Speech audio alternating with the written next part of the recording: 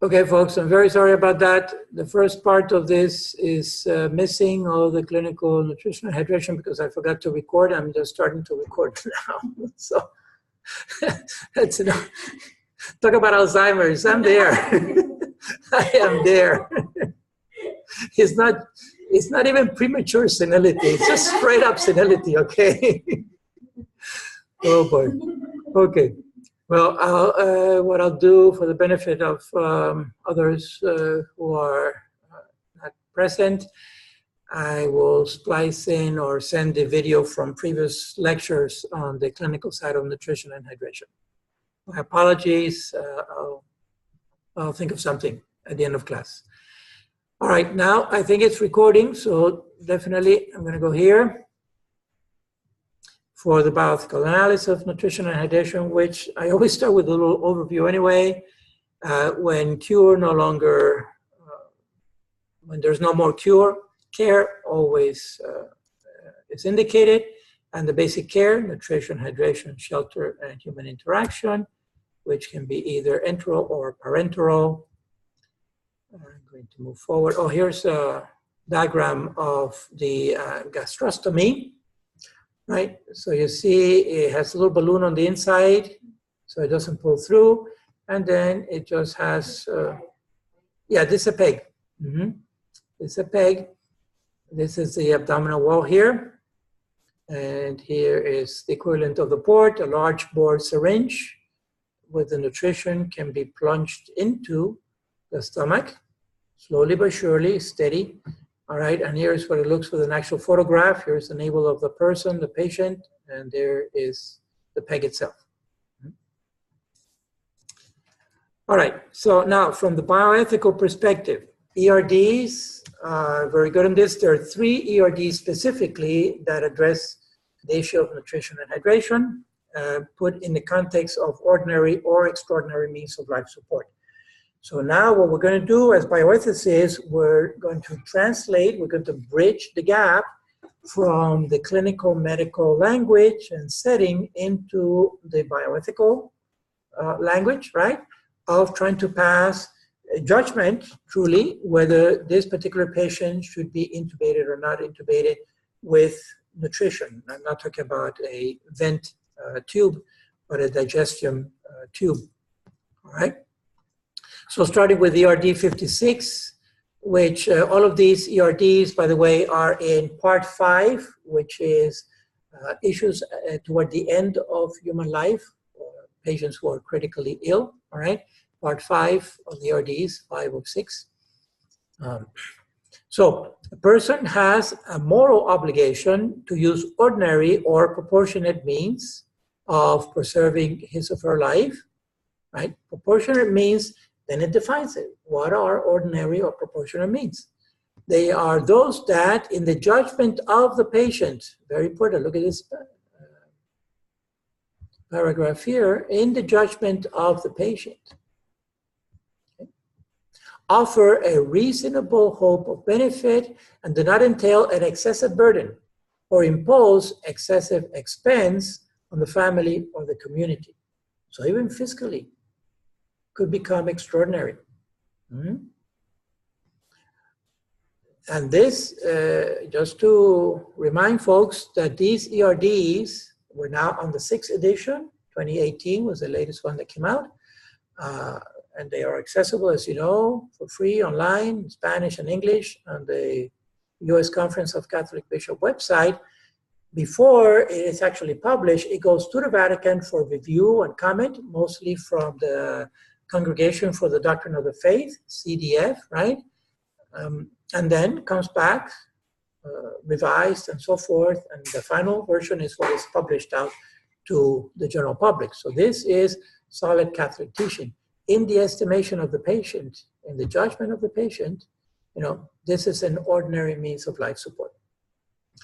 Then the next one, 57, is going to define extraordinary means. A person may forego extraordinary or disproportionate means of preserving life. Okay, there is no moral obligation. Does that mean that they can never be done? They should never be done? No, it doesn't mean that. It means that a patient may refuse ordinary means of life support, okay? But if a patient wants to, typically they're called heroic means or heroic measures. But if there's some promise with this experimental treatment of hope of recovery, then the patient may go ahead and do it.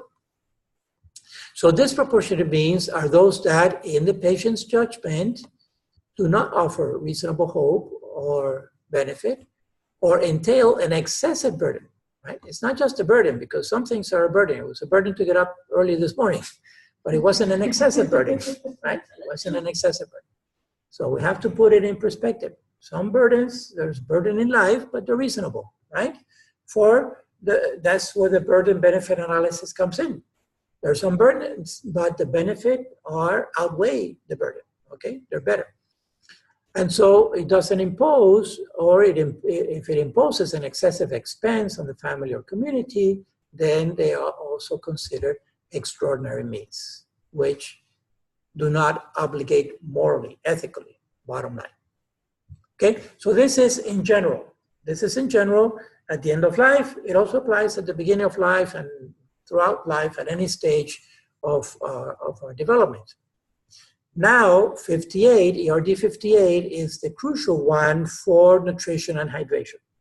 Okay, so one directive specifically addresses nutrition and hydration. There should be a presumption in favor of providing nutrition and hydration to all patients, including patients who require medically assisted nutrition and hydration, as long as this is of sufficient benefit and outweighs the burdens involved to the patient. The fact that it's supplied, that is being supplied artificially, right, medically assisted, meaning that it's not swallowing. Medically assisted means that is artificial. That in itself is already some level of burden. Typically, the person has to be sedated, or if not, they have to be lucid enough not to pull these tubes out, either through the nose or through the stomach and so forth. But there is sufficient benefit, okay? The idea is that this links the diagnosis with the prognosis. There's a good hope of recovery, so tolerate the tube for now. Okay, doctor. So this presumption means that in principle, another way of saying this, in principle, nutrition and hydration are ordinary means of life support, in principle, okay? When we say in principle, nutrition and hydration are ordinary means of life support, it implies that there are exceptions, and that's why it's in principle, okay? And the two exceptions, it comes down to two exceptions, basically. One is more on the physiological side, and the other one is more on the psychological/spiritual side. So let's look at them. Again, looking at the whole person, body and soul, body, mind, and soul, one, all right? Two exceptions. When the nutrition and hydration can no longer be absorbed or assimilated. Let's consider this. Absorbed or assimilated. Again, these are technical words. Where does absorption occur? Nutrition absorption. In the longest tube of the body, which is the small intestine. Absorption, in other words, the nutrition is being absorbed. Remember the intestinal villi? They literally absorb the nutrition into the body. Amino acids, lipids, everything that we need, carbohydrates, whatever. Okay, so that's the absorption part. At some point, that intestine can go bad, all right, and no longer absorb the nutrition. Then that nutrition is contraindicated. Should not be supplied, because the intestines, what it means is that the intestines have begun to fail irreversibly. We have a vital organ that is dying. So that's at the level of the tract, of the digestive tract. How about assimilated? Where does the assimilation happen? The assimilation happens kind of at the other end, at the level of the tissue or the organs that are actually being supplied by the nutrition through the circulatory system. So we can say that assimilation is more at the level of the capillaries, if organs and tissues of the body are no longer assimilating that nutrition, functionally, it means that that organ has begun to die, is failing irreversibly, right? And so when we have vital organs that are failing irreversibly, then the death process has begun. So when either one of these two is happening physiologically to the patient, then the nutrition and hydration may be contraindicated. It's actually bad medicine to continue to pump food and water into this patient. Because what's going to happen? They're going to start bloating, and then they're going to start oozing out dehydration through their skin, which I have actually seen in some patients, right? They're on an IV drip, and they're bloated, and they're actually sweating the serum that's going, the fluid that is going through the IV. It's what does that mean? Then you look at the Foley, right? And the urine is dark brown and it's very little. In other words, the kidneys are shutting down. They're no longer passing the water through, right? And so that patient is dying. And at that point, the nutrition and the hydration can become extraordinary means of life support and no longer obligate. It's a good thing. It's another way of finding out if the patient is dying or not. Subtle, but real. You can see that this one is really at the physiological level, at the organic level of the body of the patient himself or herself. But then there's also a psychological aspect, again, considering body and soul, one, the integral vision of the human person, right? In the estimation of the dying patient, This nutrition or hydration, this artificial means of life support has become an excessive burden, okay? The same argument can be made for what? What other type of life support do you think that will apply here also?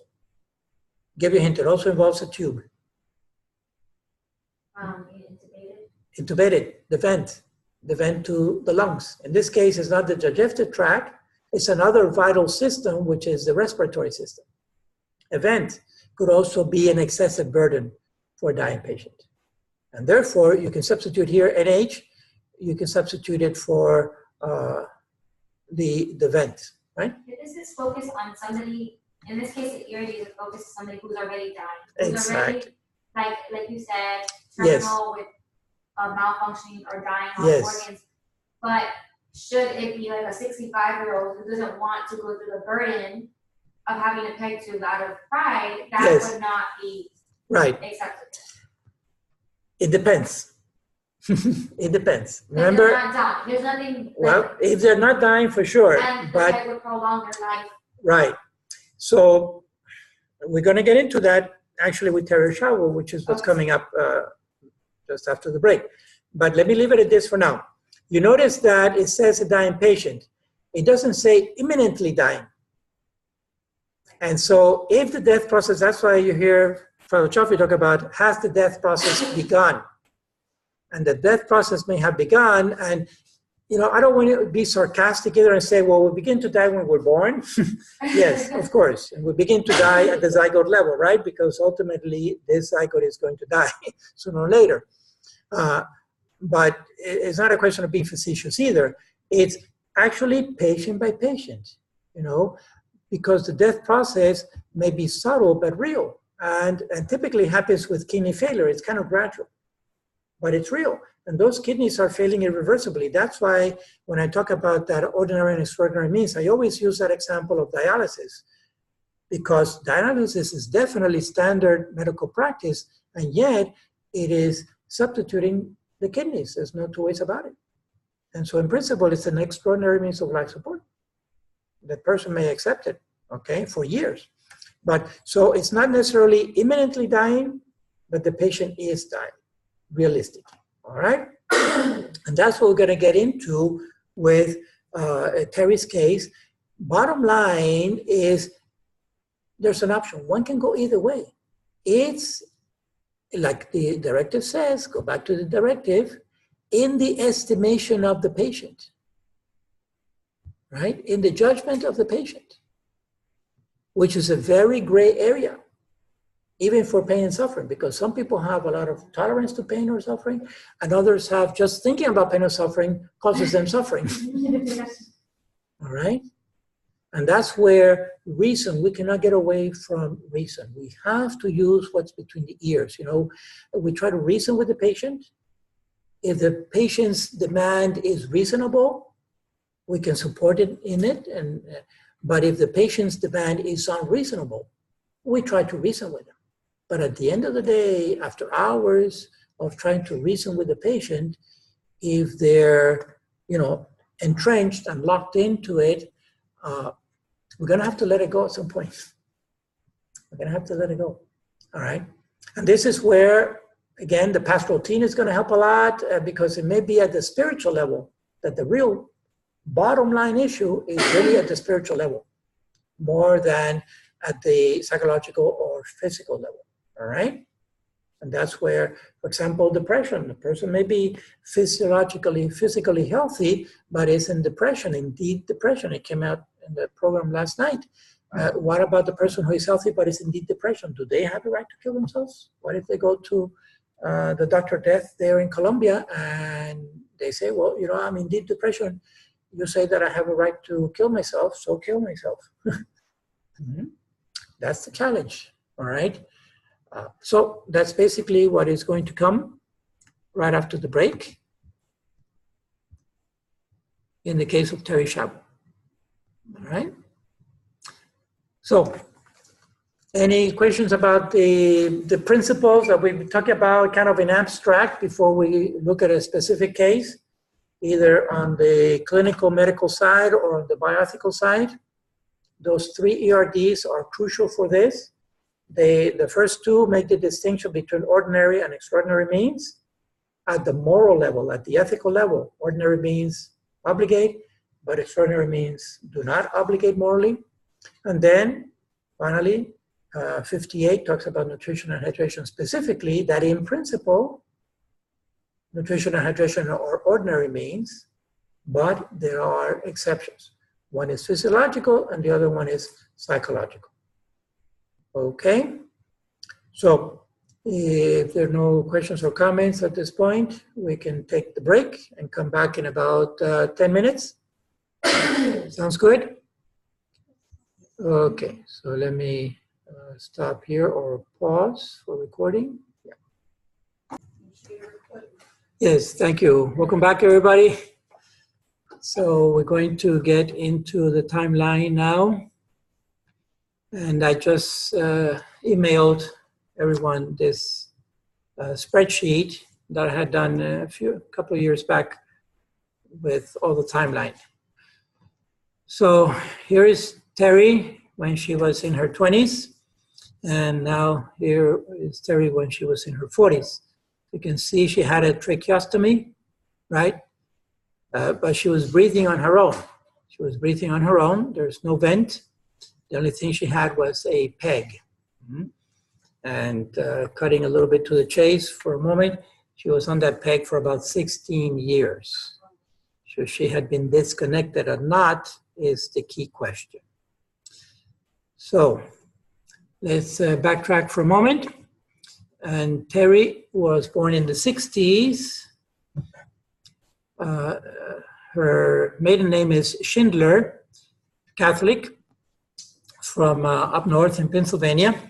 And when she was 20 years old, she married Michael Shivo, who was 21. They were pretty much contemporaries. And they were married in the Catholic Church, okay? Just a normal young couple. I always mention this about the last names because at least from the Italian perspective, it caught my attention. I was here in Florida when the Shivo case was happening. And I remember back then the reporters were having difficulty pronouncing the last name. Sometimes it was Shiavo, sometimes it was Shivo. People had difficulty with this, but actually it's none of those. This is really, originally, it's an Italian word. And so CI is pronounced CH, like my last name. CIO is Chofi, right? So CI is pronounced as CH. But CH is pronounced like a K. So it's called a hard C or a soft C. A soft C sounds like a CH. And a hard C sounds like a K. So actually, this is pronounced Schiavo. Schiavo, right? So the S and then CH would be K, Schiavo. And Schiavo in Italian is slave. That's where we get the word from slave. That's what the word esclavo in Espanol, Schiavo in Italian, because it comes from the Latin root. And I just found it kind of ironic that Michael's last name was Schiavo. In my opinion, he was a slave to himself in all this doing. You'll see how complicated it gets. About 6 years into the marriage, she collapses in the middle of the night. And there's speculation about why she collapsed. Some say that she was on a very drastic diet and she had a potassium imbalance, but collapsed, had a heart attack, and was resuscitated and rushed to the hospital and intubated. So right away, that very night, or it was morning actually, there's also a lot of nebulae around the circumstances of her collapse in the middle of the night. It was just the two of them at their home. Apparently, Michael claims he didn't find her until several hours later, when I think he got up to go to the bathroom, something like that, saw her on the floor. Michael knew CPR from the testimony that I'm recalling back then, but did not apply CPR on her. Anyway, when the MTs got there, they revived her, or they didn't revive her, they intubated, rushed her to the hospital, and then she was connected to a peg at the hospital, all right? So she was originally on a peg and on a vent. She's 26-year-old, no one knew why she had collapsed. So of course they did CPR and her heart started up again. So she had full intervention back then. So days later, she's discharged only with a peg. She was extubated and she's discharged with a peg. And so now the effort to try to revive her, she's in a coma for now, okay? And it's too soon yet to tell what's going to happen, how much brain damage did she suffer from lack of oxygen. All right, so Michael is her husband still, of course, and so he is appointed the legal guardian officially by the court. And her parents do not object. The Schindlers, Terry's parents, they love her very much. They love Michael also, and everybody was very happy about the marriage, and they had a very beautiful relationship between the in-laws and Michael and everybody there, okay? Those are the four main actors, if you will, in this drama. Terry, Michael, her husband, and Schindler, the parents of Terry. Okay, so she's transferred to a facility, a rehab facility, and the rehab is not really working. The weeks turn into months, and Michael takes Terry to an experimental treatment in California. They actually put an implant in her brain to try to stimulate the brain to fire up again and get her out of the coma. She's not reacting to anything. She's not reacting to any kind of treatment. So they come back. At some point, the Schindlers move to Florida, to the west coast of Florida, in retirement. And then Michael brings Terry down and they move in together and they're living together in, I believe it's in the Tampa area, Tampa-St. Pete area. Okay. So now Terry is, chronologically, she is 27 years old, so several months have happened since her collapse, not a full year then.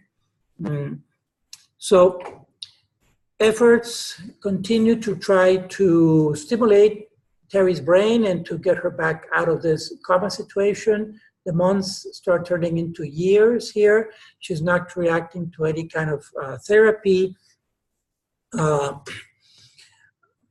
But the only thing that she has to that is being provided artificially is the PEG, is the nutrition and hydration, which in principle is still ordinary means of life support. She's breathing on her own through the trach, all right? Okay. Then there's some kind of lawsuit, a medical lawsuit, and Terry gets awarded $250,000 for a lawsuit. Medical practice, who knows what happened there, but the award was done. And now, so there is $250,000 now in the bank for Terry's recovery, okay? Try to give her some more aggressive and more sophisticated therapies. At some point, there's a second malpractice, and now they get $1 million. And out of that $1 million, Michael receives straight up $300,000, and the remainder, which is $750,000, are in an escrow for Terry's medical need and medical care. Specialized skilled nursing is expensive, daily. You know, when a person, now at this point, she's in PVS because it's been over a year, okay, that she's in this non-responsive state. And it's high maintenance because that body on the bed, the first thing that's going to come up if she's not moved around periodically and massaged and so forth is the scars, right? And if the scars break open, then you get the decubitus and possibility of infection. And it's it's just from the sheets of the bed rubbing on the skin. The skin becomes paper thin, very delicate. There's no movement. Circulation is at a minimal. Okay, so the person in a vegetative state is in a very precarious state. And if they are breathing on their own and just with a PEG, they can remain that way essentially indefinitely. So she's literally growing in the bed, just physiologically. She's in her late 20s. So in principle, she's got decades of life ahead of her. All right, not really dying actively. And so, at some point, there is some discussion between Michael and the Schindlers, Terry's parents, with regards to the treatment and not treatment. And so there's a falling off between them, okay? But Michael is still married to Terry and therefore is the official legal guardian and response with regards to all the medical treatment, even though the Schindlers are still actively involved in feeding their daughter and providing all the basic care that she's needing. All right. At some point, several years into the marriage, it's not known exactly when, it is known that Michael is having a relationship with another woman. Never divorced Terry, okay, but is now having an open relationship with another woman, is appearing in public places with her, this lady Jody Centonce, and has children with her. So it's evidently that existentially, Michael has moved on from his married relationship to Terry, but he never divorces her. Okay, and that has strong legal and medical implications because Michael is still the proxy, the surrogate of Terry, the legal guardian, all right? And so he determines fully what is going to happen to Terry. The Schindlers try to fight that and try to get custody of their daughter and fail time and again. But of course, they need to exhaust all the legal options that they have. It becomes a very antagonistic relationship between Michael and Terry's parents. But Michael, all this time, never divorces Terry. Also because of the fact that in that quarter, the $750,000, this little guy up here, which is for Terry's care, if Terry dies, this becomes an inheritance. And the inheritor would be the husband if there was never a divorce. If there's a divorce, he's no longer the inheritor, right? Okay. So there are these two things going in Michael's life that don't look too good, because now Michael is wanting to disconnect Terry from the peg, which in principle is ordinary means. What is Michael's argument? Michael says, we once had a discussion or a conversation. Oh, obviously there was no DNR, there was no living will, all right, done by Terry. There was no document on Terry's side while she was still lucid and able to put anything in writing. None of it. That's why today we promote a lot the living will, the Catholic living will, the Declaration of Life and Death, which I covered that, right? Yeah, okay, thank you. All right, so this is the issue. Michael is saying that once upon a time, they had a conversation over dinner about PVS, and it came up in their conversation. And Terry, according to Michael, Terry said, I wouldn't want to live that way. The keywords. Terry said in conversation that she would not want to live in the way that she is living right now. In PVS with a peg and nothing else. All right? So that is Michael's claim. Goes to court. And Judge Greer, which I remember at the time, is the one who is presiding on this trial. And so after the back and forth, the legal back and forth, Judge Greer orders the peg to be removed by court order. Now, we're already 10 years into the peg, right? Because she collapsed at 26, now she's 36. So 10 years into her PVS, the peg is removed the first time. The Schindlers, of course, go to court and make their legal arguments. And again, the back and forth, they ask for a swallowing test. The swallowing test is denied. But somehow, because of the court proceedings, the Schindlers prevail to get the peg reinstated. How long was the time span between? Exactly. So the first one was about, let me see, let's figure it out. So peg remove here. February at 36 years of age, February of 2000. And the peg, this is the second. Sorry. This is the order to remove the peg, but the peg is actually removed here in April of the next year.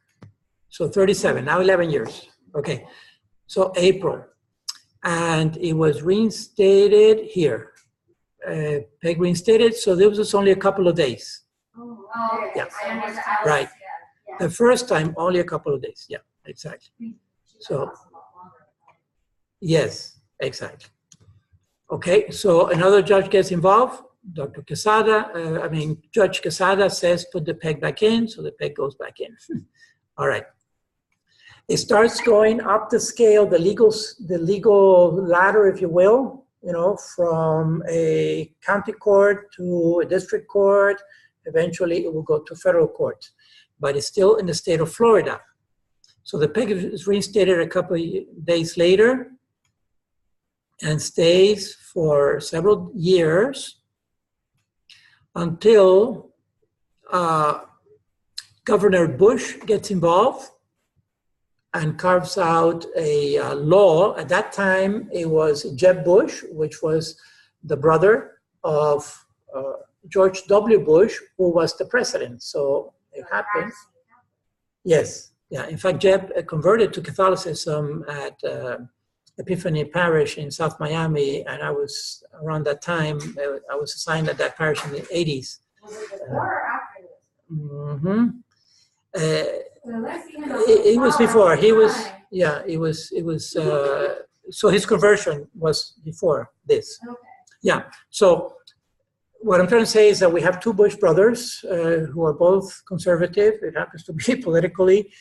W is in the White House, and Jeb is in the governor of Florida, all right?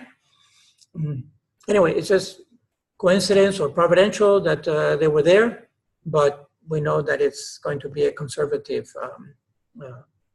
executive branch, right? All right, so. I have a question. Yep. We are considering like ordinary needs, right? Yes. But how can we do that if we don't know how does she feel or? Exactly. And she's being a burden to her family, but we don't know if she. Right. So right. how Well, do we is make she? that distinction? Exactly. That's exactly what we're trying to get to. We'll have to see the whole case, but that is the core of the question. You know, how do we know? How do we determine which were Terry's wishes? And would it qualify? Would it be reasonable? You know, are her wishes, in other words, has this become an excessive burden after 10, 15 years of living in this state, all right, in this condition? So precisely, we're framing the question, like you say, to try to answer it, which way may we go? All right, so the intervention of the governor was that he took it to the executive branch, and from the executive branch, meaning the governor's office, he requested from Congress, not Congress, from the state legislature, from the Florida legislature, in other words, the legislative branch, to carve out a law, to craft a law, which is actually known as Terry's Law, which is so crafted that it applies in her particular case for the PEG to be kept, right? To be kept in place. In other words, Jeb is trying to protect Terry from being disconnected the second time. And that's what happened. So it's a pro-life thing. So he asked the state legislature in Tallahassee to craft a law, which is known as Terry's Law, that would apply specifically to her case, basically, that she should be left connected with the PEG. In other words, he's trying to go the legislative route, but then that's going to be questioned in court, because that's when there's a doubt whether this legislation is constitutional or not. Then it goes to the courts, and the judiciary, that's the function of the judiciary. We see these three branches of government working here with and against one another, you know, in the civil procedures. And so that law is declared unconstitutional at the state level. So it gets bumped up. At this point, the Schindlers, they're exhausting all their legal recourses that they have, right? To appeals, and the next appeal goes higher on the hierarchy of the judiciary, if you will. So at some point it spills outside of the state into the federal court system, which is nationwide. In the meantime, I mean, we're not talking about weeks or months, years have gone by. So what's going to happen? Press, sharks, they smell blood. So they're after this, and it's a day-to-day thing, and it's coming out in the press, and this is what's happening to Terry today, and this is what the Schindlers are doing, and this is what Michael is doing with this other woman, and it's just an incredible exuberance of chronology and just reporting that's going on, good and bad reporting, right? At the state level, at the national level, it's starting to spill over into international news like the BBC and other places. People are picking it up throughout the world. There are beginning to be demonstrations outside of the home where she's kept, and it has to be cordoned off. They're pro Michael, against Michael. It's getting very, very toxic all over the place. At some point, the police are called in to cordon off the area. So it's getting very, very nasty, and it's getting all kinds of publicity. So the PEG is removed a second time, October 15, 2003. At this time, Terry's already 40 years old. Collapsed at 26, never regained consciousness. So she's now, what? 26 to 40 is 14 years. 14 years in vegetative state, all right, with no sign of recovery. So the peg is removed a second time on the wishes of Michael, saying that Terry said she wouldn't want to live this way. So he was expressing, in other words, that for Terry, this had become extraordinary means of life support. Okay? All right. So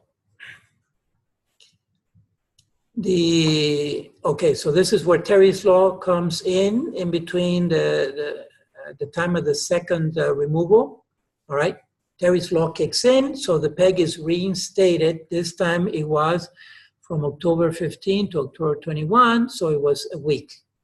The peg was out. Still, relatively short period of time, but significant. She was without food for essentially food or nutrition, hydration, which is most important, right? Because the kidneys, 3-4 days without water, the kidneys are going to suffer pretty badly. Okay, so the peg is reinstated a second time. She's now 40 years old. More laws get involved, more trials, and precisely the constitutionality of Terry's law is questioned, and so it's bumped up to higher courts. It happens that this goes to now the federal court, and the Supreme Court of the United States is asked to hear the case, and they refuse to hear the case, so it's sent it back to lower courts, okay? With the inconstitutionality of Terry's law, and therefore that the peg may be removed legally, all right? It may be removed legally. In the meantime, the Schindlers go all the way to the Vatican, and this case is getting known because the Schindlers are appealing to the Catholic Church, first in the Diocese of Tampa, St. Petersburg, whose bishop was Bishop Lynch at that time. I believe he's retired now. Bishop Lynch was, Robert Lynch was the bishop of the time. And he is in consultation with the Conference of Catholic Bishops to what to do about this case. Theologians are brought in. At some point, it goes to the Vatican for consultation, the Congregation for the Doctrine of Faith. It happens that Pope John Paul II at that time is having a World Congress on from the Catholic Medical Association with the Pontifical Academy for Life, which he founded. John Paul II founded this Pontifical Academy for Life. And there's this World Congress going on, medical doctors and anesthesiologists sponsored at the Vatican, this Congress by the Pontifical Academy for Life. And it's on life sustainment treatments and the vegetative state. And this is where John Paul II makes that statement that in principle, nutrition and hydration are ordinary means, even if they need to be supplied artificially, okay? And that's why he's talking about the peg specifically, right? That in principle, nutrition and hydration are ordinary means of life support, even if they need to be supplied artificially. He's basically saying that artificial nutrition and hydration are not necessarily extraordinary, is what I was saying earlier. Okay? It depends. The answer is it depends. It depends on the particular diagnosis and prognosis, the hope of recovery for that patient, and in the estimation of the patient, is this an excessive burden or not? Okay? So put it back to the patient, but the patient happens to be in PVS. And there was no official proxy assigned, so by default, it's the husband, and you follow. So it keeps going back to Michael, who has never divorced her, but obviously from his actions has moved on from this marriage. All right. It gets back and forth. You can read the details on this spreadsheet, but basically I'm going to pick up here where the second peg was reinstated in October of 2003. All right. And she was 40. Here, the peg is removed again in April of 2005. So 2 years later, the peg is removed for the third time after all the court appeals have been exhausted, of course, on the Schindler side. And Michael is just firm. I wouldn't want to live this way. That's what she said. And I'm still the legal guardian. So he claims that he has not divorced her precisely because he's trying to make sure that her last wishes are complied with, are respected. And that's what he's saying. That's why he has not divorced her, even though he has obviously moved on beyond that marriage. So it's a question of credibility. His actions, from the Catholic's perspective, objectively is adultery because he's a married man living with another woman and having children from another woman, and that's not by chance. Okay. But that's from the Catholic perspective. There is an adultery going on here. So should that question his credibility altogether? And could it be that in spite of this wrong behavior, he is actually saying the truth about Terry's wishes? So what I'm trying to say is that we're all sinners, but that doesn't mean that we're always lying either. Okay, we could be sinning in one aspect of our life, but still be truthful in other aspects of our lives. So he could still be saying the truth about Terry, but be involved with this adulterous relationship. Okay, so why didn't he wait? Well, that's a good question, but the fact is that he didn't. He could have waited, until Terry died or until disconnecting Terry and then moved on to the other relationship. But for whatever reason, he didn't. Right, exactly. So that's what I'm saying. He could have had her disconnected and died, get the inheritance, and then move on to the next relationship, right? That would have been the normal order of things and still get the inheritance. But for whatever reason, he didn't. He moved on, got into the relationship first, which kind of clouds his reputation. Still, in this country, legally, a person is innocent until proven guilty. So what Michael is saying with regards to Terry, we have to take at his word. Okay, we have to take at his word. So finally, disconnected the third time in April of 2016, April 18.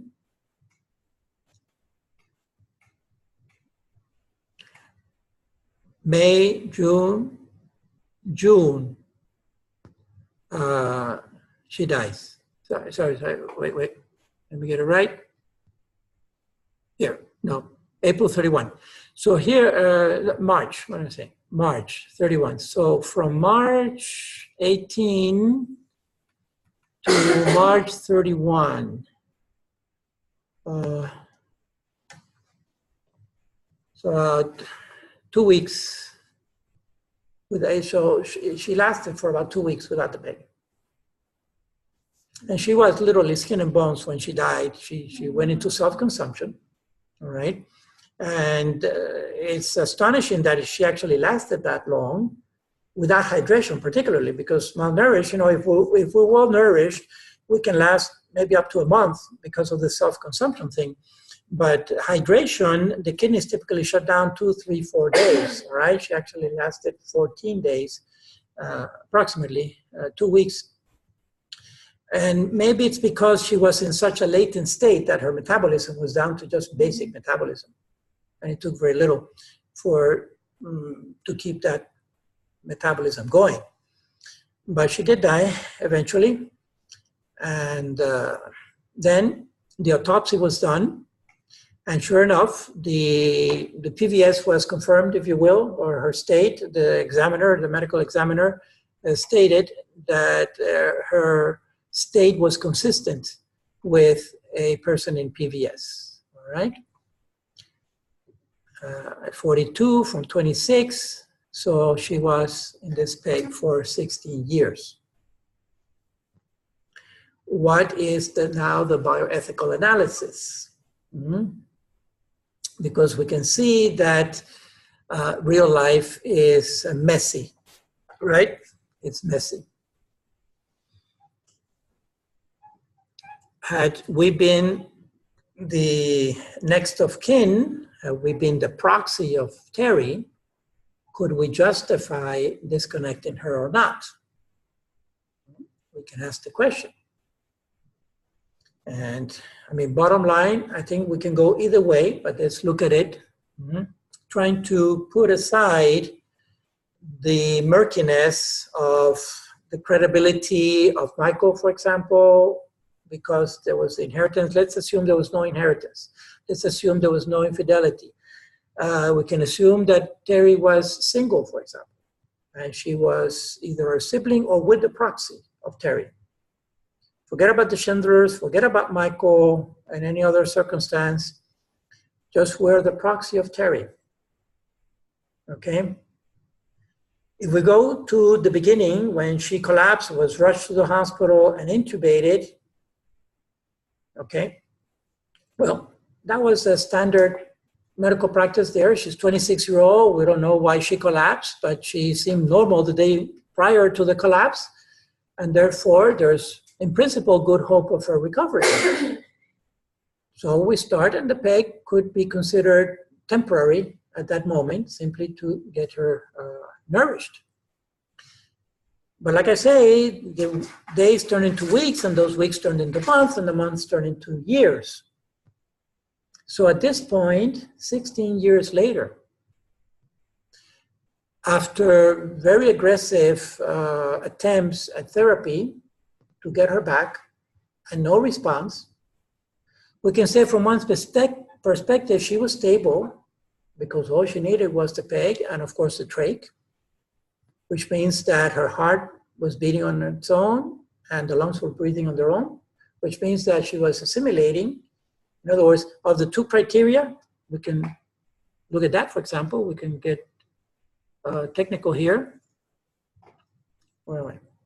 Yeah. So, is her body no longer absorbing or assimilating the nutrition or the hydration? 16 years. The heart was beating, the lungs were breathing. You know, she was not thin. She was not heavy, overweight. She was never overweight from the pictures, but she's not here, skin and bones either. She's looks like she's just asleep, permanently asleep. But she doesn't look in distress. She's not losing weight necessarily.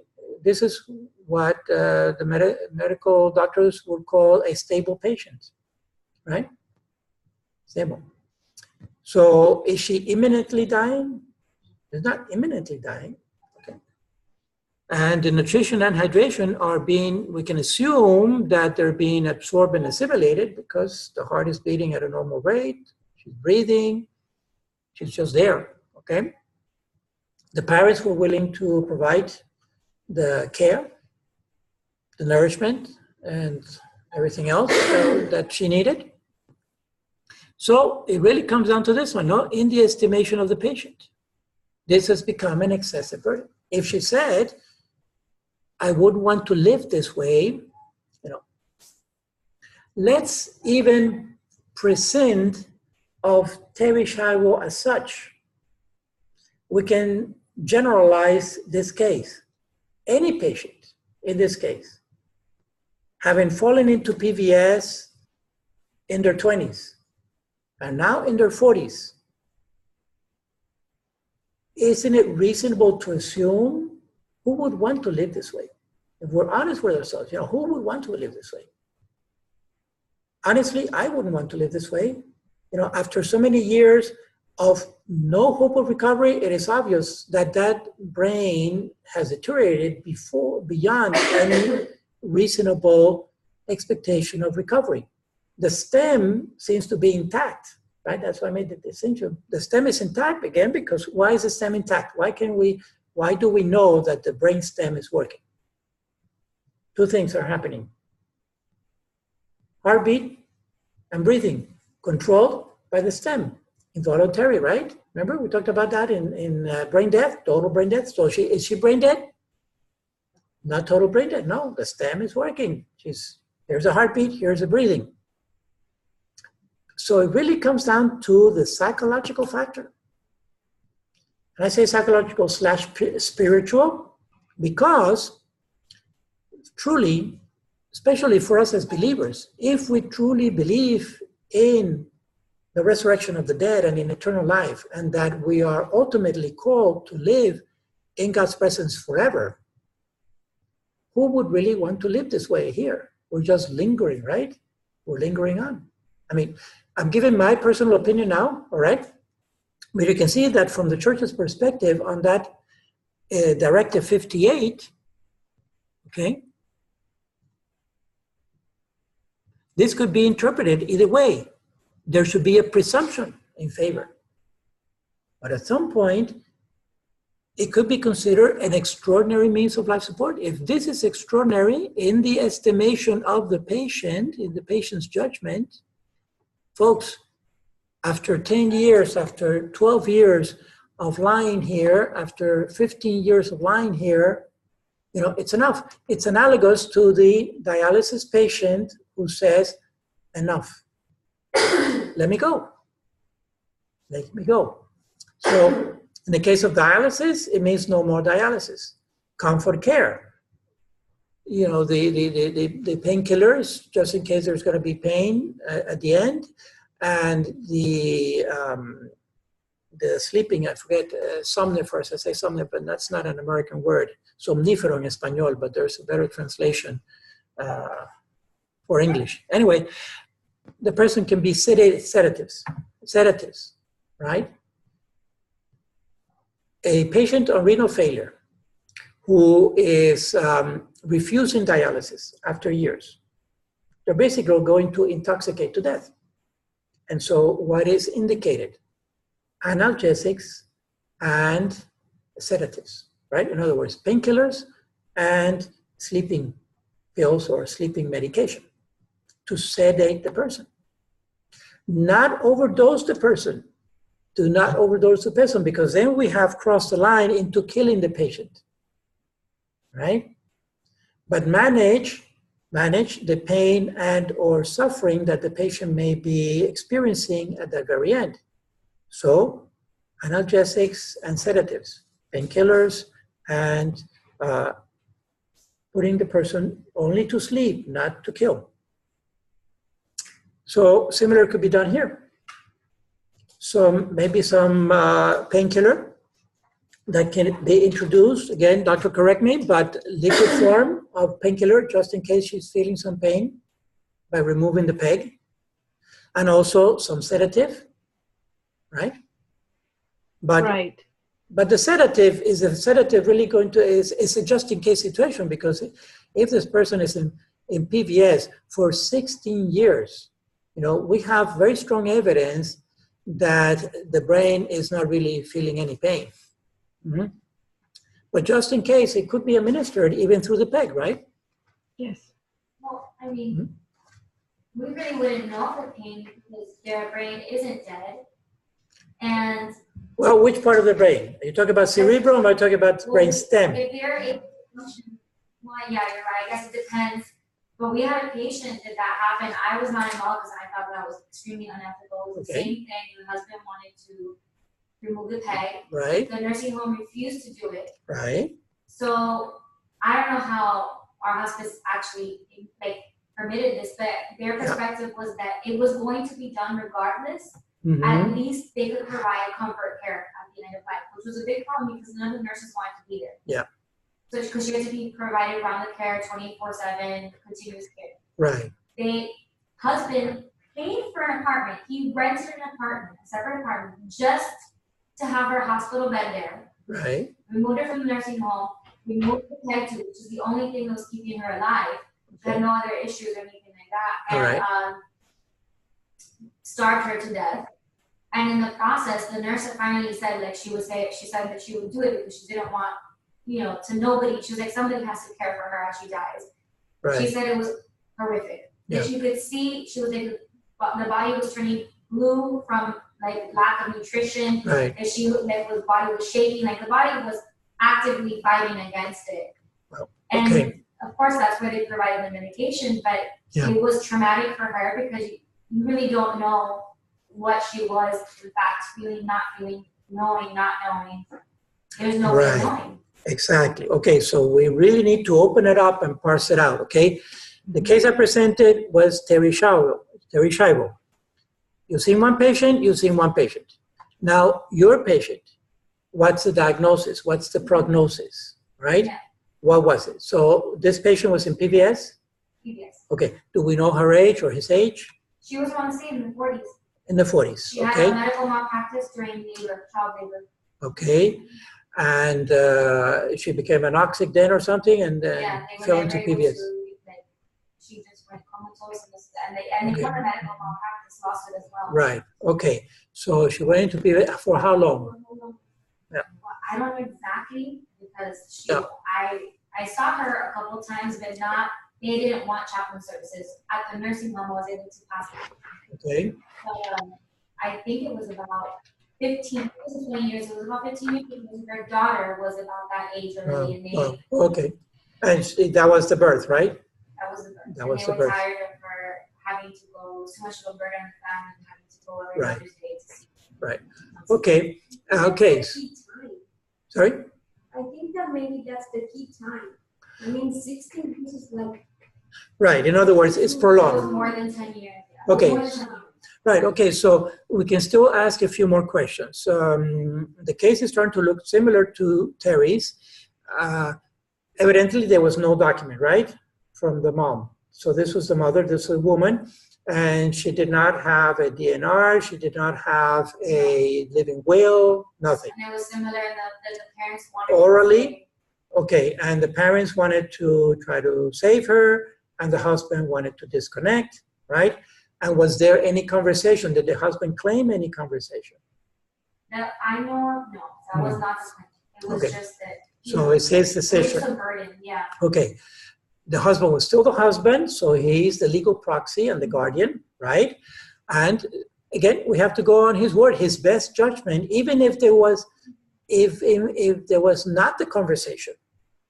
I'm thinking, again, just thinking out loud here with the case of Terry and Michael, even if that conversation did not happen, the legal guardian can still speak on behalf. I can still say as a guardian to Terry and say, in my best judgment, okay, I am pretty sure that Terry would not want to live this way. In other words, I could say those words on her behalf. And does it sound reasonable? It's tough. It's very tough. But really, let's be honest. Does it sound reasonable? Because the counter to it is, well, no, we should continue to keep her this way.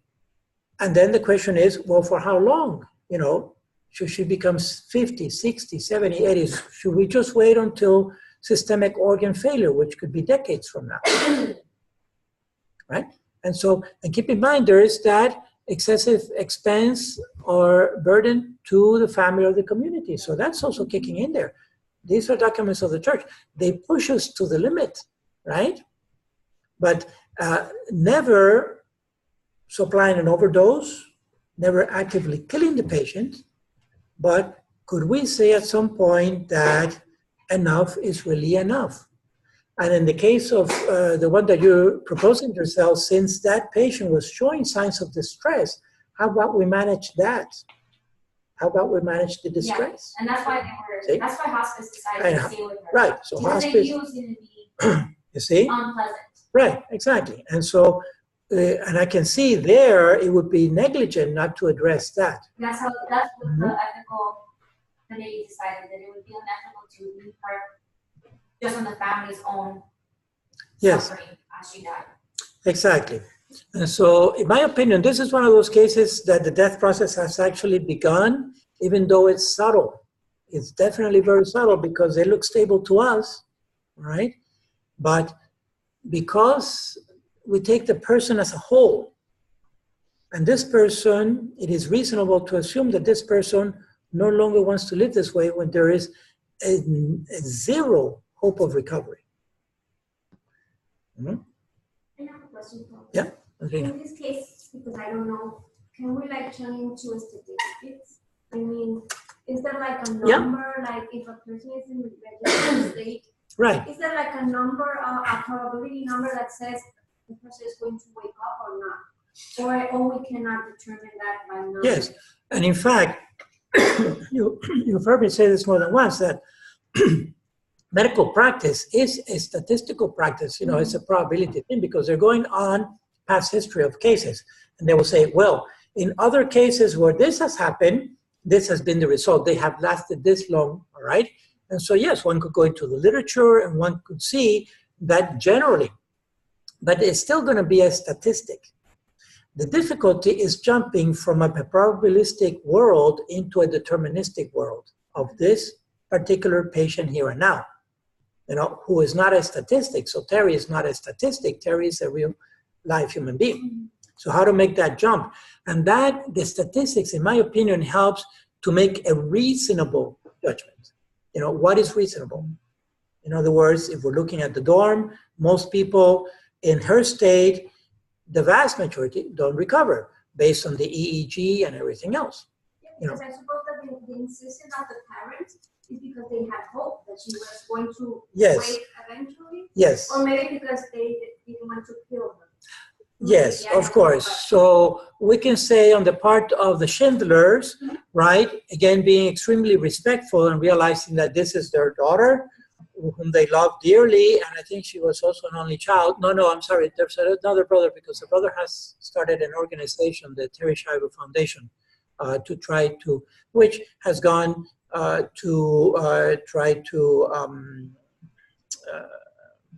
has gone against euthanasia to promote pro-life and not do euthanasia, because this was considered from then an act of euthanasia, okay? But frankly, it can be debated. It can be, in other words, what I'm trying to say about the Schindlers is that perhaps they were so engaged emotionally and spiritually with their daughter that maybe they were not understanding some of the clinical aspect of it.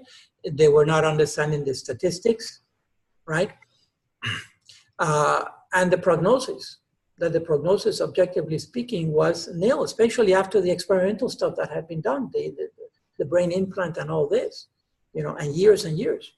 So short of an autopsy where one could actually see the brain deteriorated, all indications pointed to no hope of recovery.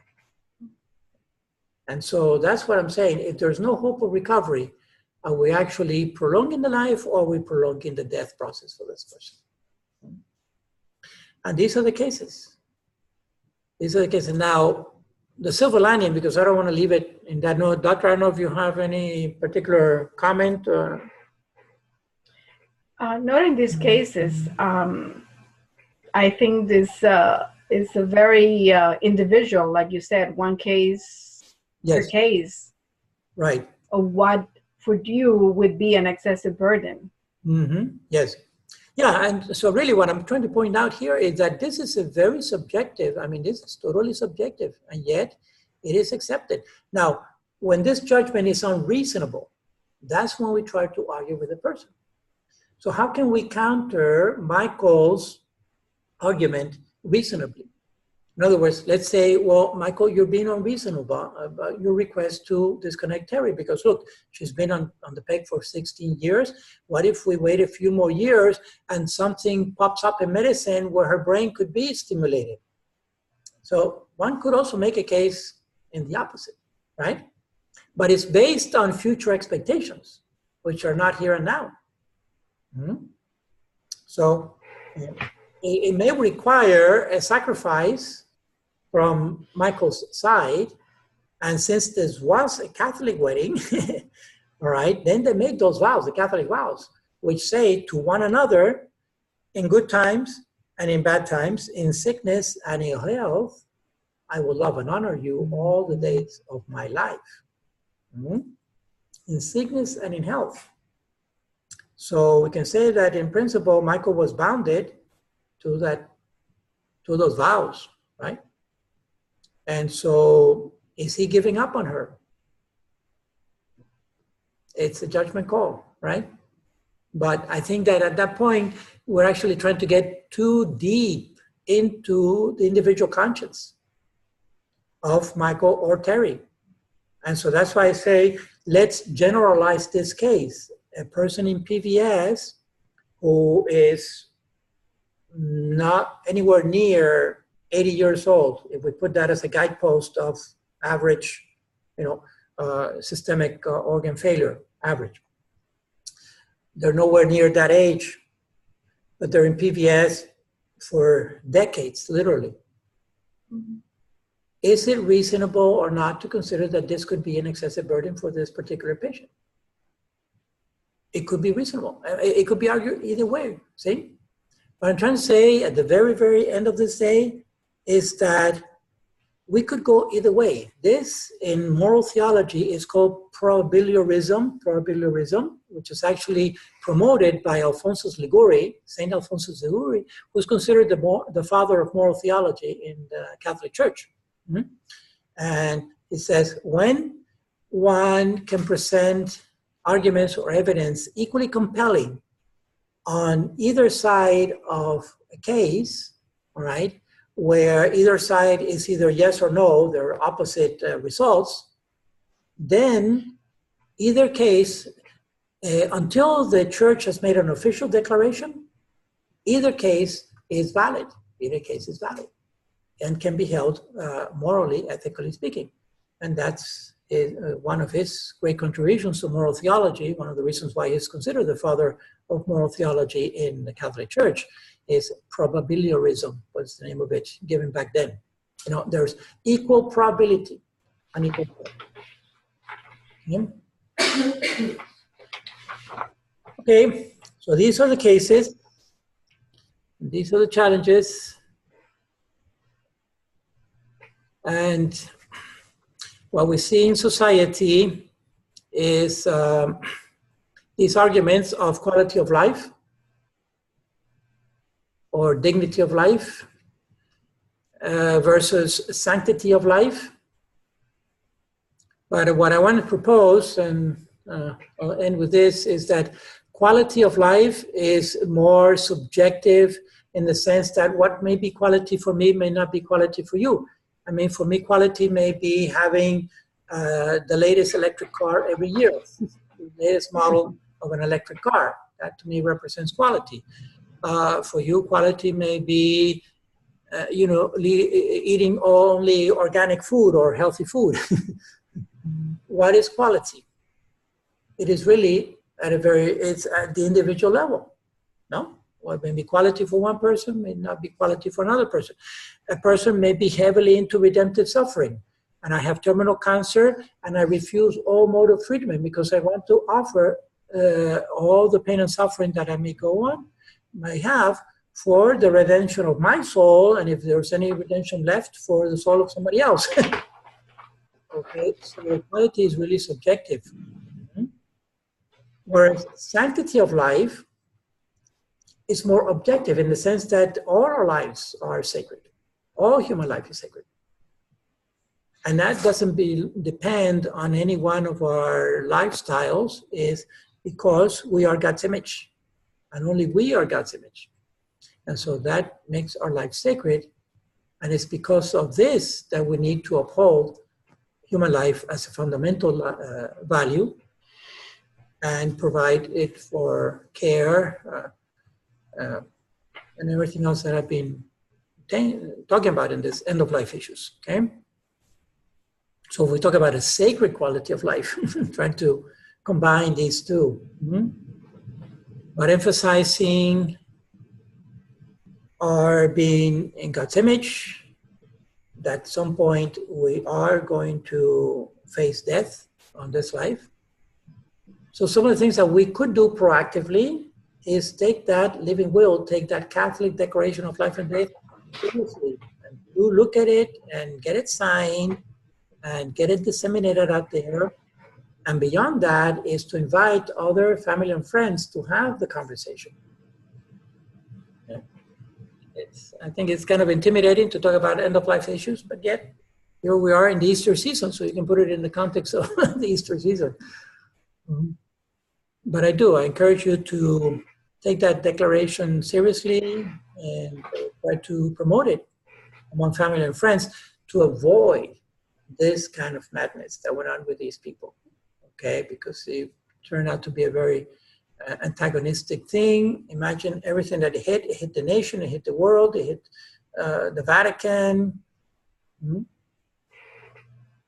And all this could have been avoided had there been a Catholic Declaration of Life and Death. Of course, the document wasn't around in the 80s or the 90s, but now it is. And in great part, that document came about precisely because I was involved in the drafting of that document way back with the Florida Catholic Conference. Came about because of this case, right? And now other Catholic conferences, most every state in the Union has a Catholic conference. And they have come up because it's statewide, it's designed according to each state, being that the states are the ones that determine death, right? And so just about any Catholic conference in the United States has that declaration for their people. And it also, if you read it, one doesn't really need to be Catholic to sign a document like that, just a believer really in eternal life. But one can also use the side of the surrogate, or the proxy, and just use that side as least to assign, because remember it's a dual document, right? It's a designation of surrogate and a living will also on the reverse. So at least the designation of surrogate, the minimal part, can be done even for a non-believer. Okay. Father, I have a question. Yes. Can we discuss a little bit about Alzheimer's, since it's so yes, good. predominant lately? Yes. And even, we've seen some cases that develop earlier. Right. In their 60s. Right.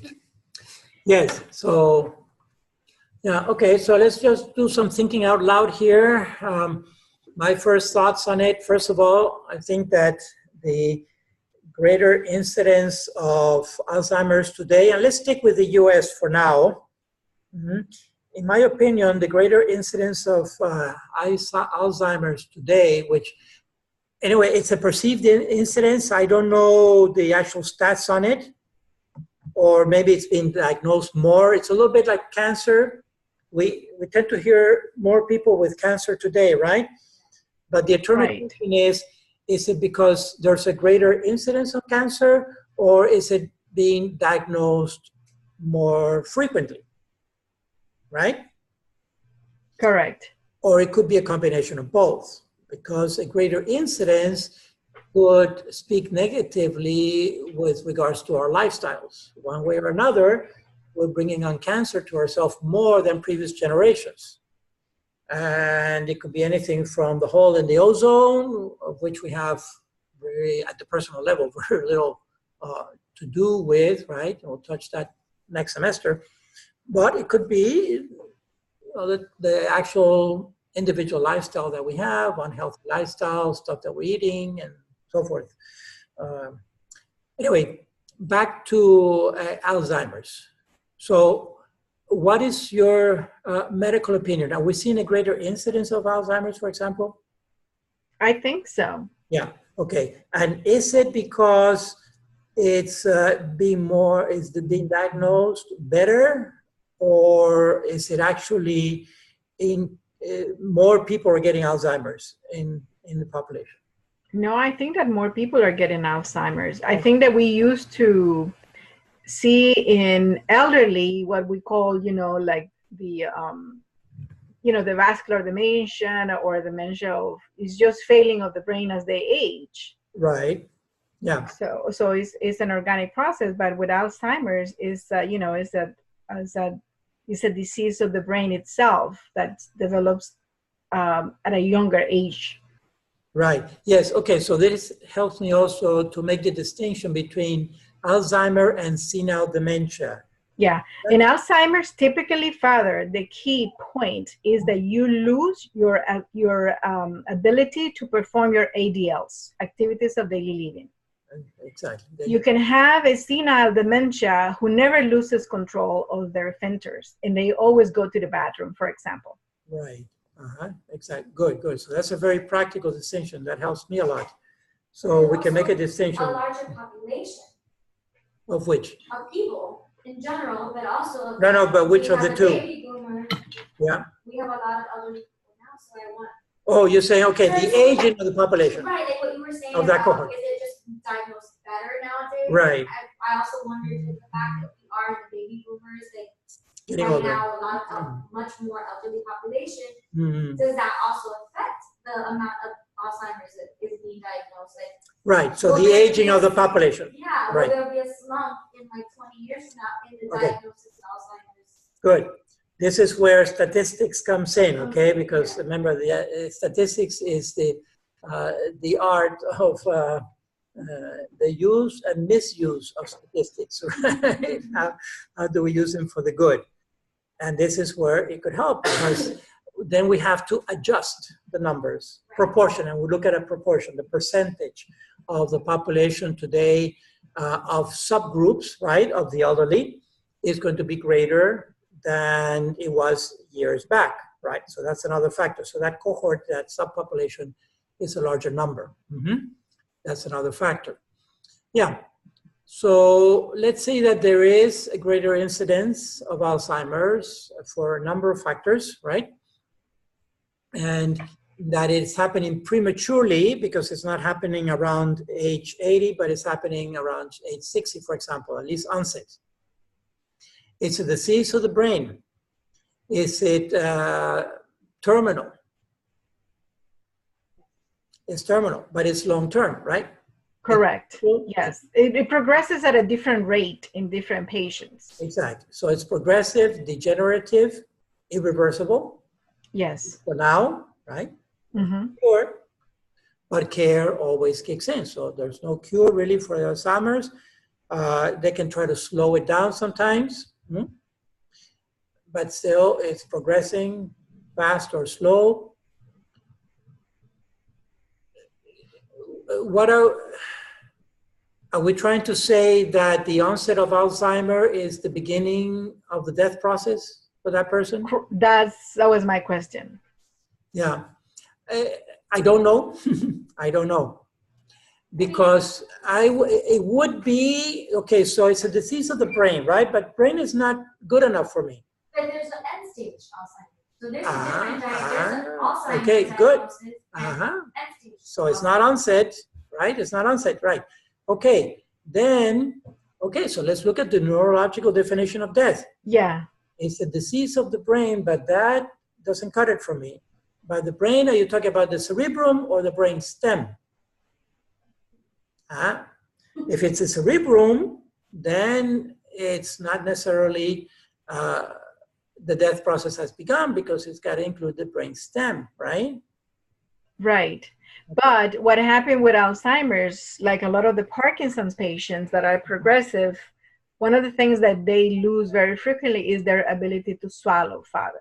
Okay, right. But now they won't die of respiratory arrest, for example, because the brainstem didn't, or cardiac arrest, but they will lose their ability to swallow. Okay. And then the decision will be whether you put a peg on that patient or not. Okay, but I think, Doctor, I heard you say a second diagnosis, because we have one diagnosis of Alzheimer, and now we have a second diagnosis of Parkinson's, right? Right, but it's just an added, it's another pathology of the brain yes. that have some similarities, let's say. Okay, so talk to us about Parkinson's now, because, okay, so we're clear that Alzheimer's is a disease of the brain. Parkinson's is more physiological. It's a motor loss, right? Yeah, but it's a disease of the brain too. It's an umbrella under dementia. So under dementia, there's Parkinson's, there's Alzheimer's. Okay.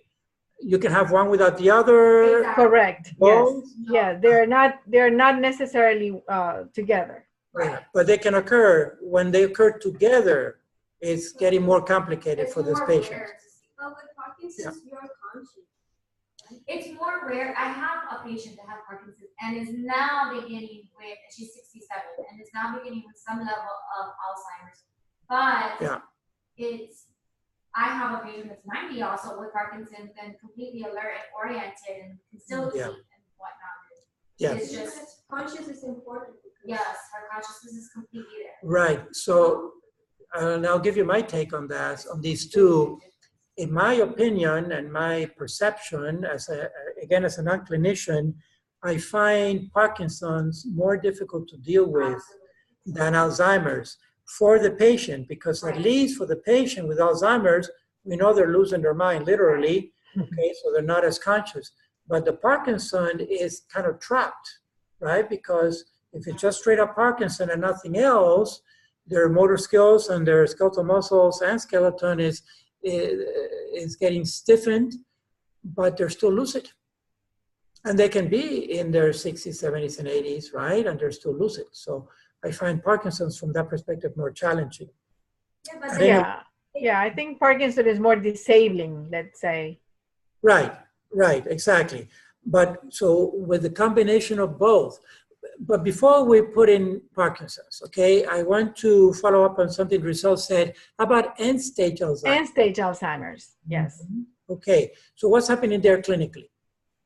Clinically, they have lost their ability to walk, they lost their ability to eat, they have no control, they have difficulty swallowing.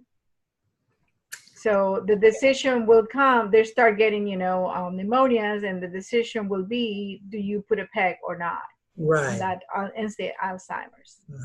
Okay, so that the typical decision for end-stage would be the PEG. And how about event? Not necessarily. No. Not necessarily, unless they get critically ill for other conditions, and the question will come. Morbidity, but as long as there's no comorbidity. The Alzheimer's itself does not cause a need for event. Okay. It doesn't right. cause being able to breathe. What it causes is what you're talking about ADLs, the basic things you do, the walking, you just forget one day how to walk, and your body tells you can't do it. Right. Okay, well, to me, again, it's confirmation that the stem is very much alive and healthy and working, functioning, because if the heart is beating and the lungs are breathing, the stem and the is digesting and everything else, right? Installed, so the voluntary system is intact, essentially, all right? Well, then it becomes this question of care, and is it an excessive burden for this particular patient?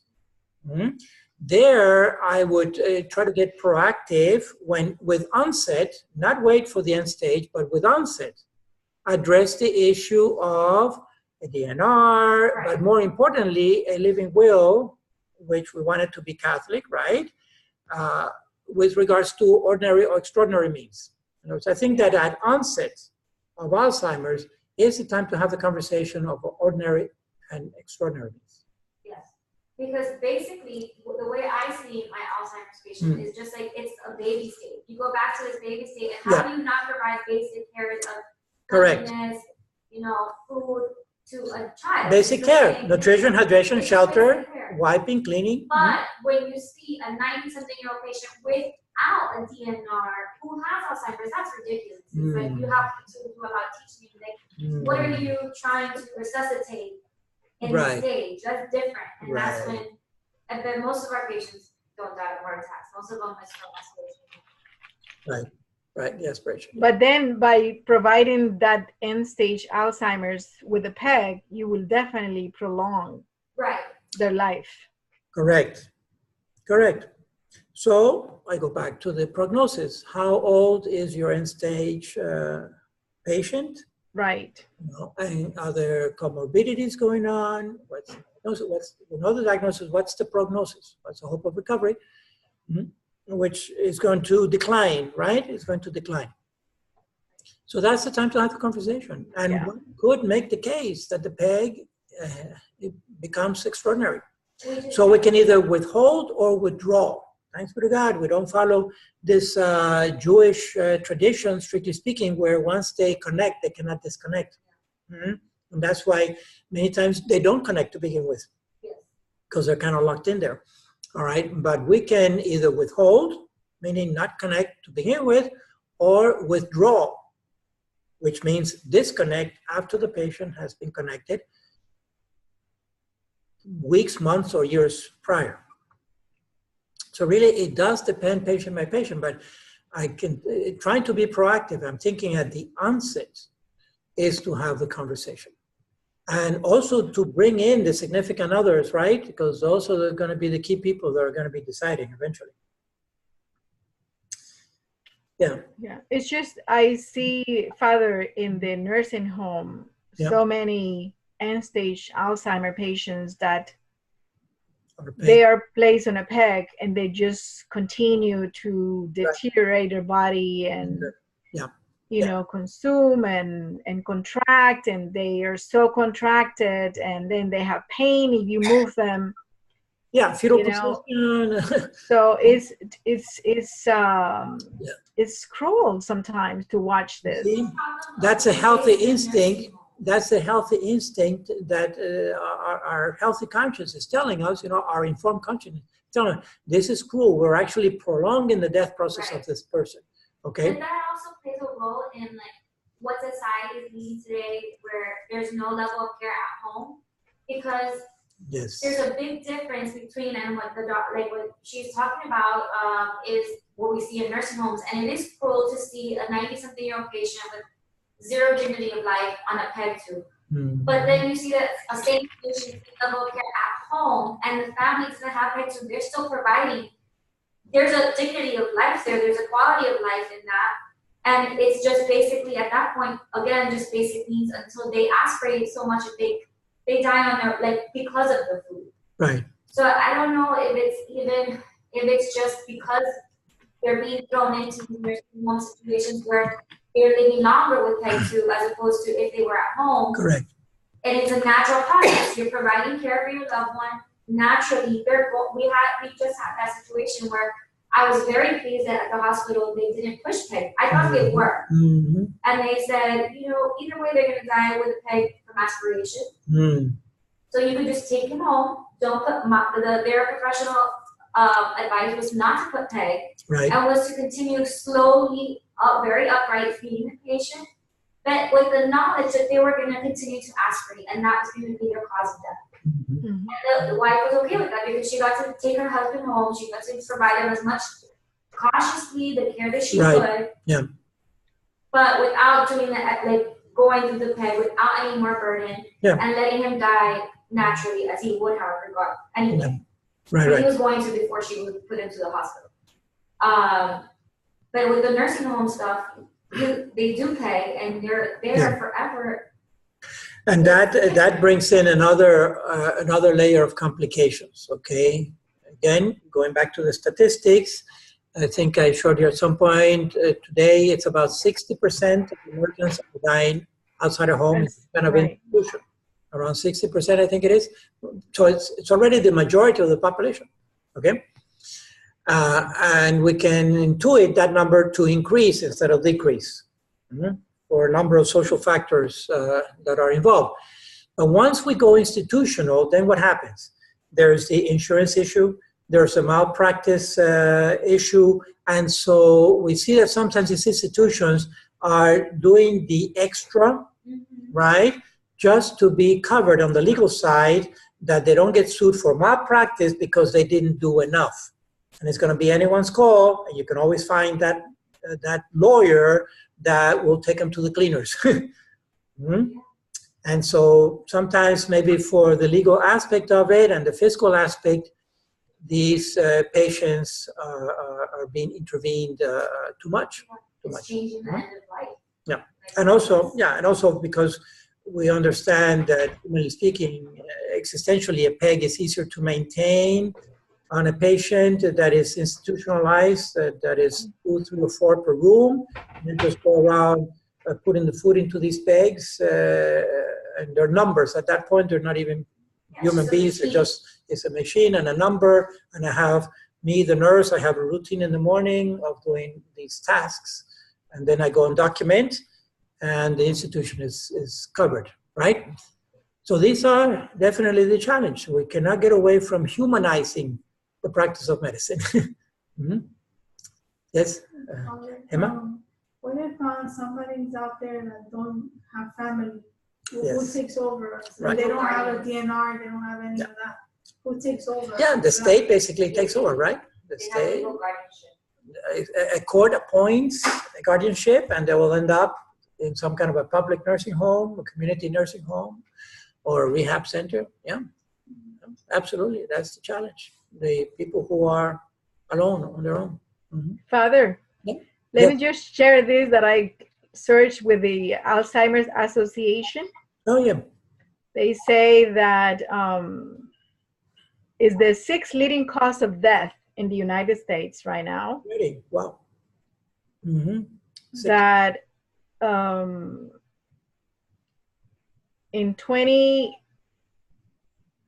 are 5.8 million Americans living with Alzheimer's.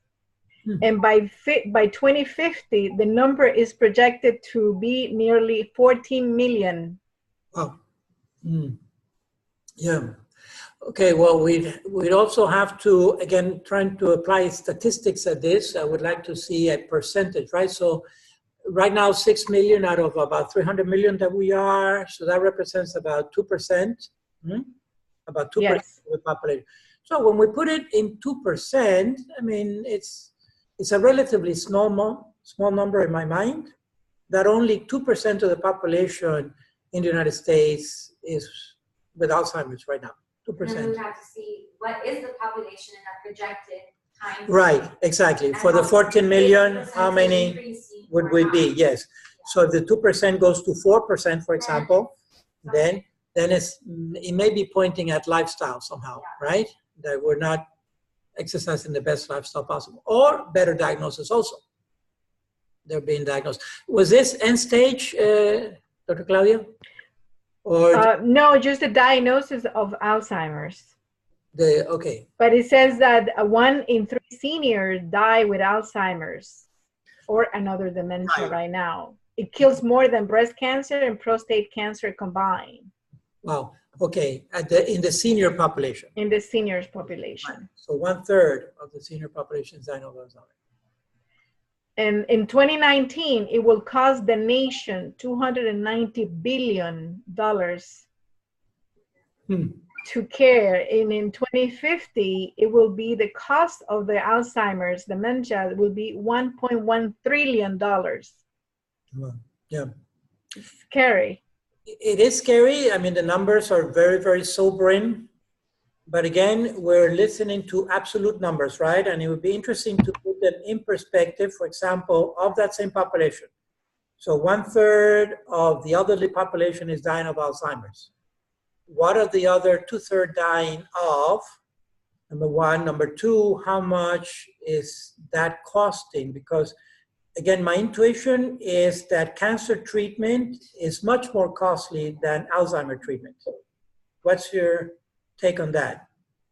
Yeah, no, I'm still heart disease. I still believe kills more than Alzheimer's. Still number one. Yes. Yeah. Heart disease is still number one. And I think that heart disease is definitely attributed to lifestyle more directly. Wouldn't you say? Yeah. Yes. You know, unhealthy lifestyle, I'm saying. For the heart to quit prematurely, I mean, my father died at 65 of a heart attack, and he was under tremendous stress. He had it coming to him, sadly. You know, he was a ticking time bomb, and his died of 55. My grandfather, that's why it's called Alfred. He was dying when I was being born, and they called me his name. But so my grandfather on my father's side died at 55 from a heart attack. So definitely my brother and I, we have it. So far we both passed 65 already. We passed 55 and we're sure now we passed 65, sure again. But we try, we're trying to stay on a healthy lifestyle as much as possible. That's the whole thing. So there could be a predisposition, and still, that's another thing. I think the critical window is in 40s and 50s, isn't it, for the heart attack? In general, 40s and 50s are the critical decades for the heart. So, this is modern living, but it's there. Cancer, again, there are so many different types of cancers, but one way or another, the immune system, right? There's a connection with depression or stress and lowering the immune system, which could predispose us more, make us more susceptible to cancer. So there's a connection there with lifestyle. Yeah, and why don't we continue to have these backgrounds, these numbers, these statistics on the background, and bring them up, because we're going into statistics in a few weeks, right? Yeah. So why don't I say a couple of words about that? Okay. Yeah. All right. So what do we have? With this lecture, we finish end-of-life issues, at least for this course, right? And now we're going to transition into two other courses, which is environmental bioethics. Yours truly will teach that. And then the biostatistics course, which is being called, this iteration of the course is data analysis and probability. I think it's called something like that. The title is switched a little bit. In 3 years that we've had the program, this course has morphed 3 times, okay? Because we've had 3 professors. This is our latest professor, is Dr. Minea, Amalia Minea, and she'll be teaching it. It goes parallel to the environmental course, so it's only the first summer, meaning the next 8 weeks or so. It will be Tuesday from 6 to 10 p.m. here, again blended, so you have those options. And mine, the environmental one, will continue Saturday morning, 9:15 to 12:45 in principle. Then she's looking at some basic applications, so she'll cover some basic principles about statistics, and then try to apply it to biostatistics, to examples, both in the human life arena or in the environmental arena, okay? So I think in a sense, it's a golden opportunity to try to find examples, either from the clinical setting right, like you're mentioning, doctor, to do some do some massaging of these numbers and see what kind of meaning we can get out of it. Because that's the whole thing about statistics is, I mean it. I remember a textbook that I had in statistics way back at University of South Florida in the 70s when I was going to study there for a while when I graduated from the bachelor's here in Miami. And that was the title, The Use and Misuse of Statistics. So to find statistics can be helpful. It's a tool, and it can be helpful if it allows us to pull out meaning from what is happening, from the numbers, all right? From the numbers. But we know that politicians particularly are known for using statistics to their voting advantage, all right? So we have to be careful with them. Also, I mean, that's all I can say really about the statistics course right now, other than I'll be here too, so we'll do it together. And every cohort, regardless of the professor, I make sure that everybody passes, right? And passing for graduate students is at least a C in the course and a B in the average. So I'm sure you all do well because we either sink or swim together in this course, all right? So I'll be doing it with you also, and we'll consult with each other to make sure we pass. All right, on the environmental one, I have more to say about it, of course, during the actual course, but I'm going to invite you on a voluntary basis if you'd like to do some field work, all right? Field work here at our forest, at our STU forest, because it also correlates to what we have is the Summer Research Institute with the undergrads. One of the things about St. Thomas is that we specialize in doing undergraduate research. We offer research to our bachelor's students. And we have, particularly in the summertime, we're partners in a grant with Miami-Dade College. So we have MDC students and we have STU undergrads together, and we do research. All right, and there are three types of research. There is wet bench, dry bench, and field research. I'll go into more details about that in the course itself, but field research is my research that I do at the forest, and essentially it's forest management, which involves two aspects. One is trying to manage the invasive species that we have there, plant species that we need to eradicate eventually, and the other one is reforestation. In other words, barren patches of the forest to reforest, particularly with the slash pine, with baby pine seedlings. That I'll show you. We go out and we rescue them and we transition them into temporary pots until they become robust, and then move them into a barren area of the forest. And we time it with the wet season, with the rainy season, and so forth. So it's a very, I love it. It's a fun project. It's some sweating because we're out there in the summertime, but it's in vivo, you know, it's live, okay? It's live. And this happens to be the last highland pine forest remaining in the county. So we're trying to preserve it. We feel very honored that we have it, and we're trying to preserve it. So on a voluntary basis, if you'd like to be involved in that, and I can see you as graduate students being supervisors for the undergrads. And what we'll do is we'll make little teams of 3 or 4, and I'll give you a sector of the forest to work with, and then we go from there, all right? So if you'd like to spend some time out here, we can work it out, okay? Obviously, it also counts if you still need points or hours for the 150 hours of internship. This can also count toward that, all right? What day of the week does that happen, Father? Flexible. So as long as I can put a team of 3 or 4 persons together, you know, like for example, if you're interested yourself and 2 or 3 students with you, we'll work around everybody's schedule, all right? So it could be either during the week or on the weekends, flexible. Once we get the little teams going, you're basically, I'll be floating around during the summer, so it's flexible, okay? Okay. Yeah. All right, anything else?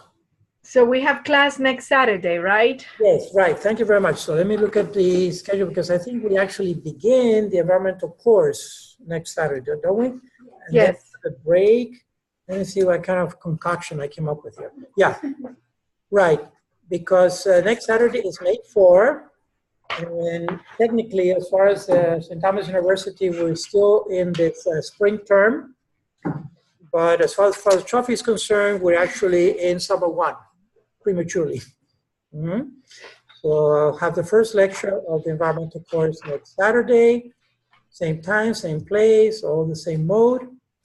And then the second Saturday, May 11, is ordinations. So I'm going to be there. I'm not going to have class.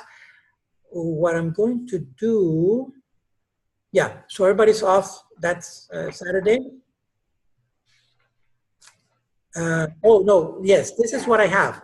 Sorry, this is what I have for you. It's going to be an online lecture from the previous lectures, okay? So on the 11th, yeah, which I will send out already. What that is? It's going to be a link to a YouTube from previous lectures. Because since this summer that we're going into is summer 1, meaning it's only 8, you know, I can't afford to lose too many weeks, because then the next one, May 18, I have retreat. I have a retreat with the prison ministry, and therefore I may not have class. I'm not sure yet if we're going to have class on the 18th or not, because they moved it to Friday and Saturday. Anyway, I have something going on over there, some other craziness, but I'll let you know. In anticipation, the second week of May, we're going to have a YouTube to watch, just like if it would be this class, you know, but on YouTube. And then you give me a summary of that. And we'll work out the schedule. You'll have it ahead of time with plenty of time to watch the YouTube as if it were the live class, all right? Okay, so that's what we have coming up. So unless there's anything else, that's all I have on my side. Bottom line, we'll meet next Saturdays, those of you who can come live here or remotely, or if not, you can watch the video, right? Thank you, Father. Okay, you're welcome. Thank you all. I'm going to shut it down now and have a blessed weekend. Stop recording. Thanks again. Bye-bye.